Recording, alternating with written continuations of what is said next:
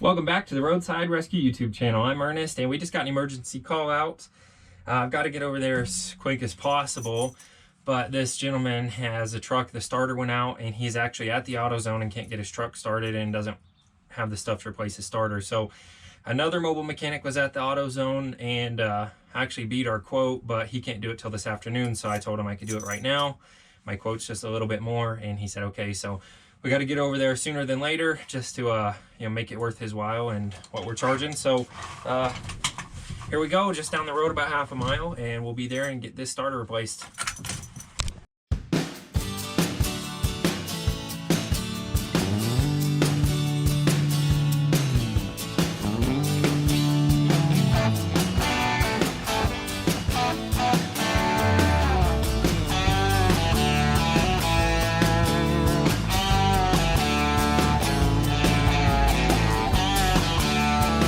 Here's the truck. Starter's gonna be underneath, probably on this side here, and could be two different options, so we'll figure out which one it is when we get it out. But let's see.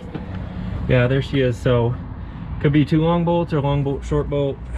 Customer's got both, but either way we're in the AutoZone parking lot, so we'll get this pulled out and get the new one in.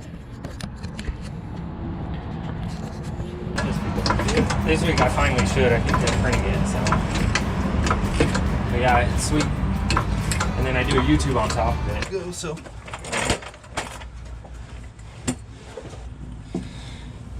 All right.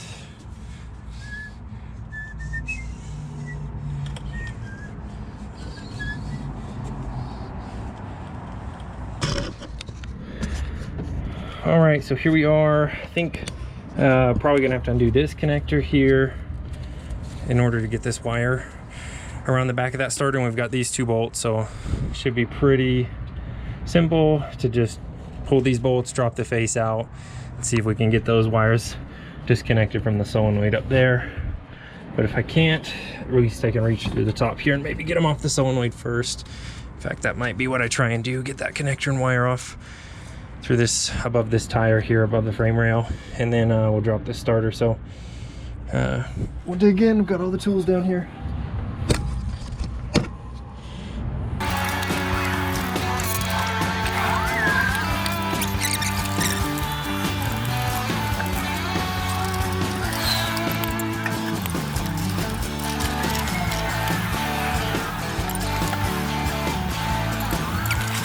So I ended up undoing those two nuts through here above the frame rail, and you can see the wires here just coming loose.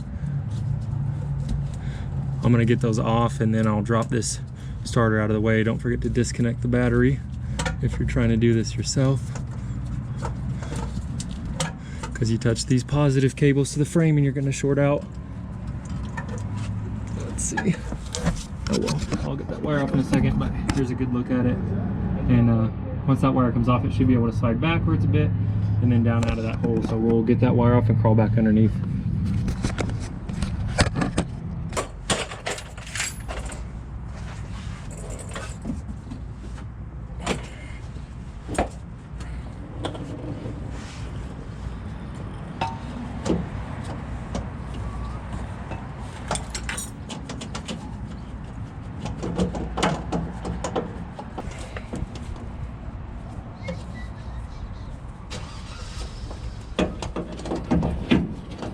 There it is. All right, there's the old starter. Nothing too crazy. It's always like a puzzle coming out, but I think it needs to go nose straight up so that solenoid can fit past here. Otherwise, I was thinking about removing this sensor, but it did fit. The solenoid is obviously smaller, fit up through here nose first, and then I can turn it and put it back in. So might not have got good footage of that, but I mean, other than that, two bolts, two nuts, and I did disconnect this one just so I didn't break this connector when I was working on it up here. But we'll go ahead and get that new one in. It shouldn't be anything too crazy, a lot faster going in usually. Okay, so here's what I was talking about. That starter is gonna go up nose first like this, and then once I get it in there I'll turn it. But there's no way I'm gonna get good footage of that right here, because I kind of have to lay underneath it, because obviously starters are a little heavy. And once I get it repositioned, I'll just check back in to see if I can set it here to where you can at least see a little bit of what's going on. Like that.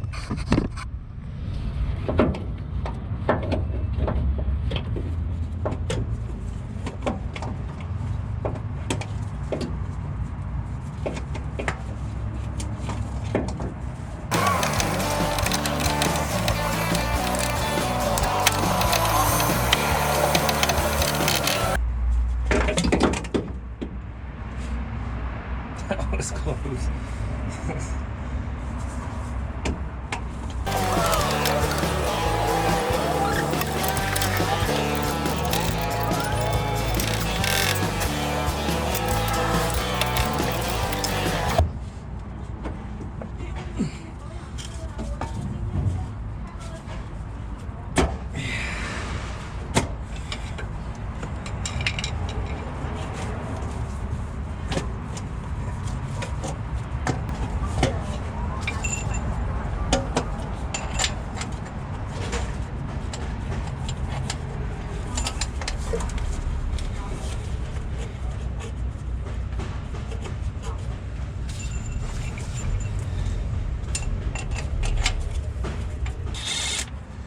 All right, so took a little bit of persuading with a pry bar.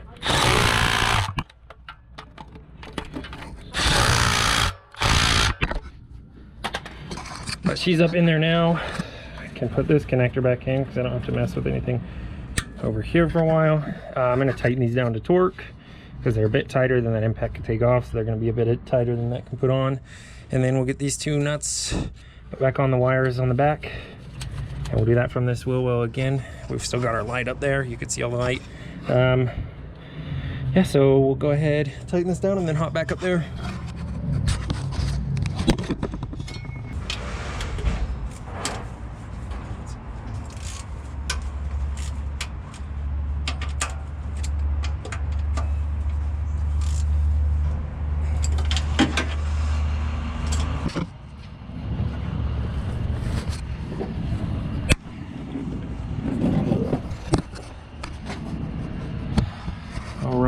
Again, I'm probably not going to get good footage of it here. So far it's been 39 minutes, probably about 5 more minutes to get these on, and then we'll be good to go, and we'll get a video of it starting, see if I can get any sort of footage putting these back on, but again, not super interesting.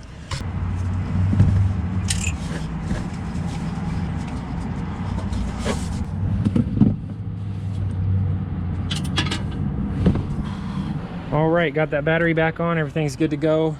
If you want to go ahead and give it a start. But don't put it in gear or anything, it's still on that jack. So. Perfect, sounds good. There she is, that new starter tucked way back there. We got that heat shower back on that solenoid as well, so we'll go ahead and let this down.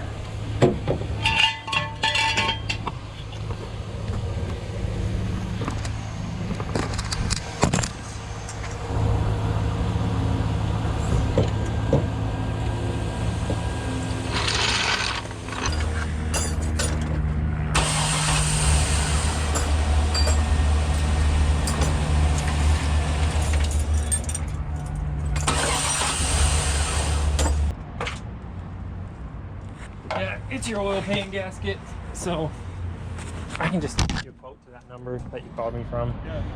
And if I forget, just... All right, so that is a job well done.